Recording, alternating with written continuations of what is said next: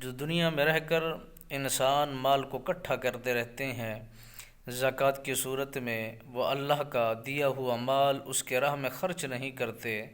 تو وہی مال اس کے لیے وبال بن جاتا ہے، وہی مال اس کے لیے آزمائش بن جاتا ہے، وہی مال اس کے لیے امتحان بن جاتا ہے، وہی مال اس کے گلے کا طوق بن جاتا ہے۔ میرے آقا دو عالم نور مجسم رحمت دو عالم صلی اللہ علیہ وسلم سرکار نے فرمایا، جو بندہ اپنے مال کی زکوٰۃ دیتا ہے، مال گھٹ نہیں جاتا، مال کم نہیں ہو جاتا، اس میں کمی نہیں ہوتی، بلکہ اس مال کی کمی کوتاہی جو ہوتی ہے، میل کچیل جو ہوتی ہے، وہ ساری دھل جاتی ہے، مال صاف و شفاف ہو جاتا ہے، بہترین ہو جاتا ہے، اس میں برکات داخل کر دی جاتی ہیں، رحمت شامل حال کر دی جاتی ہے۔ انسان کی فطرت میں ہے کہ وہ اپنے مال کو گن گن کر رکھتا ہے، حالانکہ گننے سے انسان کے مال بڑھ نہیں جاتا۔ جب بے حسابہ مال اللہ کے راہ میں دیا جاتا ہے تو بے حسابہ خدا اس پر رحمت بھی کھول دیتا ہے، رحمت کے دروازے بھی کھول دیتا ہے، برکات بھی عطا کر دیتا ہے۔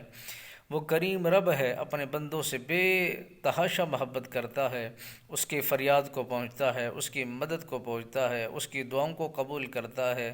رحمت شامل حال فرماتا ہے۔ جب بندہ بارگاہ خداوندی میں عرض و گزاری کرتا ہے تو مالک بے نیاز فریاد کرتا ہے، اعلان کرتا ہے، منادی کرتا ہے، بلاتا ہے، اے میرا بندہ،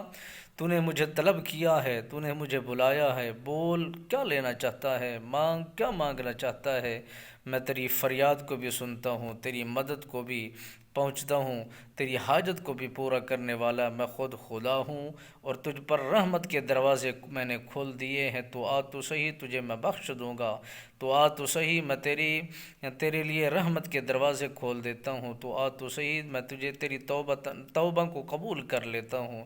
اتنا پیار میرا خالق اپنے بندے سے کرے، میرا مالک اپنے بندے سے اتنا پیار کرے، اور انسان غفلت کی نیند میں رہے، تو اس کا اپنا مقدر ہے، اس کی اپنی کمائی ہے جو وہ کما رہا ہے۔